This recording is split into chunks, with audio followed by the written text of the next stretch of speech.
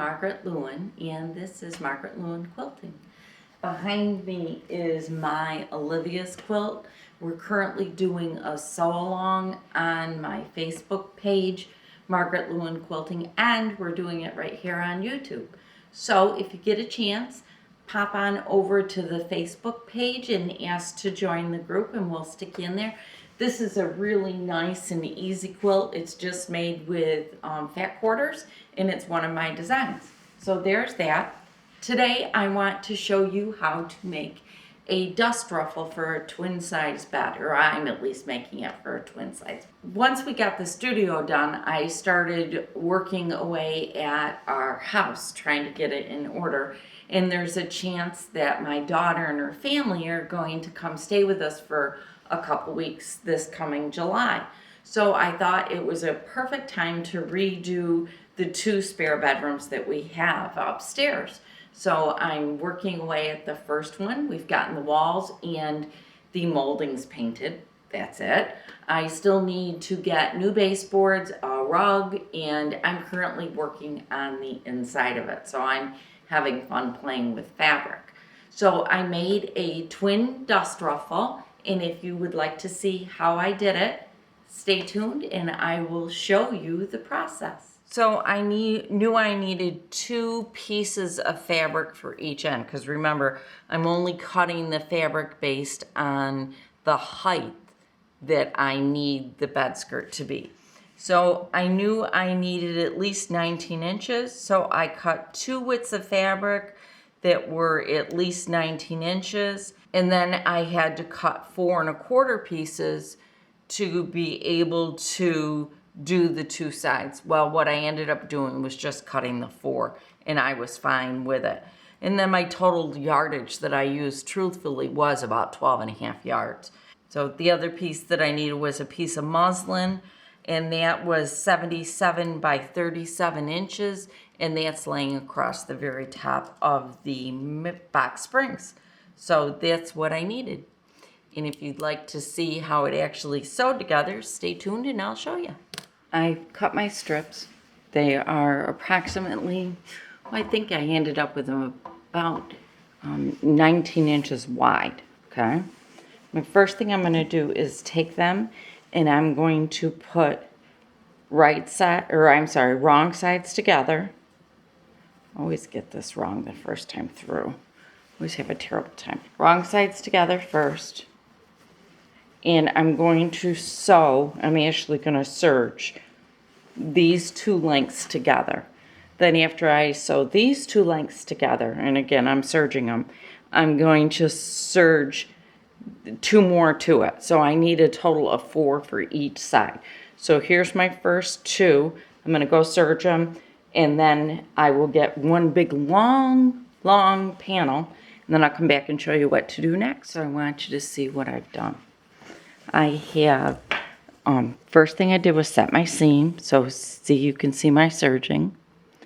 And then once I set my seam, I pressed the stitching to one side all the way down. And then I took and I folded this over to create a nice little pleat. So now I'm just going to sew. Now I'm just going to sew right down through here. That'll give me a nice French seam. Then once I've done that, I'm going to go all the way around all of my edges with 3 of my edges with a serger. Okay, going to get that serged up. Then I'll show you what my next step is after I do that. Trimmed my fabric to 19.5 inches. The next thing I'm going to do is I'm going to take a band about 2 inches wide, and I am going to use Mary Ellen's Best Press on it to get the fabric a little stiffer, because I want it to have less body. I want it to be a little bit stiffer. Then I'm going to put it through the ruffler on my sewing machine. Then I'll come back and show you what the next step is.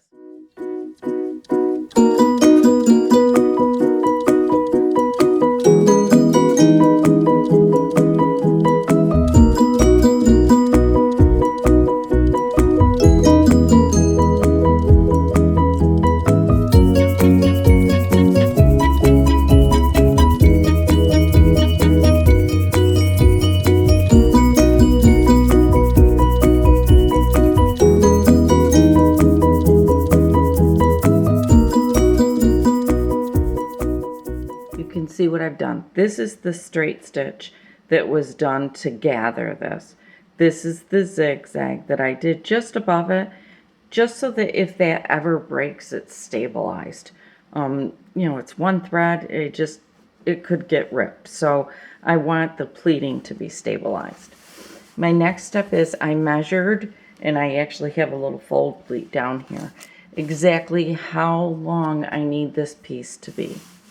So I think you can maybe see it. So I'm going to take my little seam guide. I've had this thing forever. I'm going to fold it over, and can you see this little red dial right here?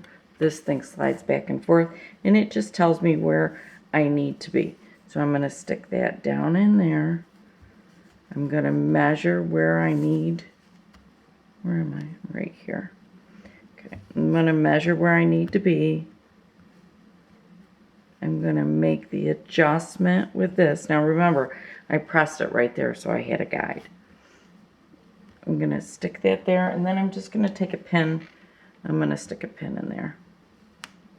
All right, I'll move this down.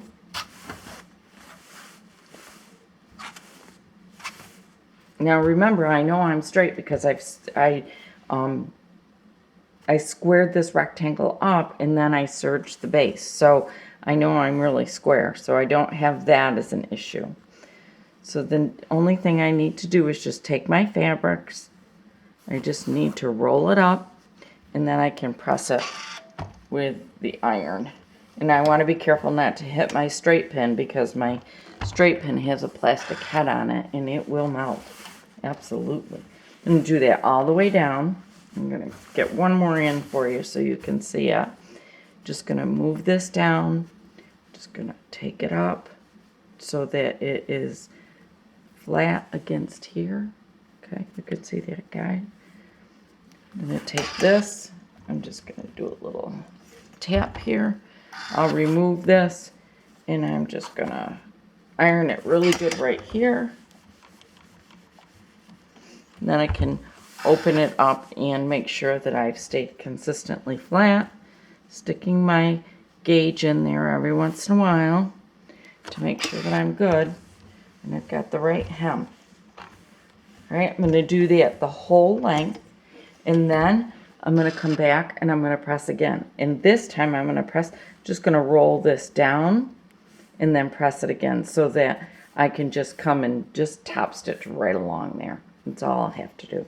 So that's how you go about getting that ready for the hem. The next thing that I did was I took a piece of white muslin and I cut it the size of the box springs on the bed. So I've got a piece of muslin that's 37 inches wide by 77 inches long. And I'm going to serge all the way around it just so that it doesn't ravel anymore. Then once I've serged it, I'm actually going to attach the bed skirt to it. So I will come back when it's all attached and you can see what it looks like, okay?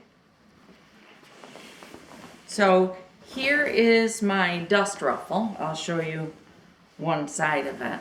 Here you go. Yes, it's very, very bright. And yes, I think the Olivia quilt will look nice with it, but I wasn't planning on it. But anyhow, there's a couple of things that I want to point out to you that I did with this.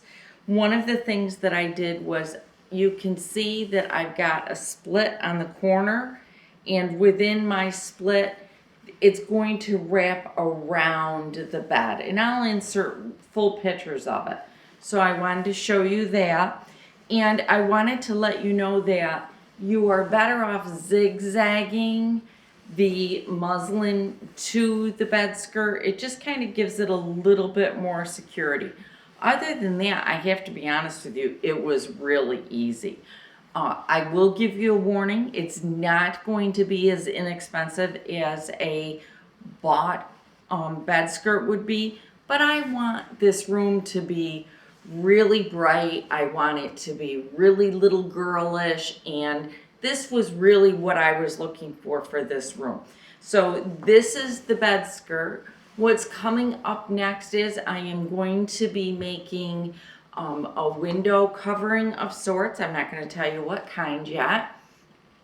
And I'm also going to be making a quilt out of a duvet. And the duvet fabric is actually what started this whole process. So I can't wait to show you what that looks like.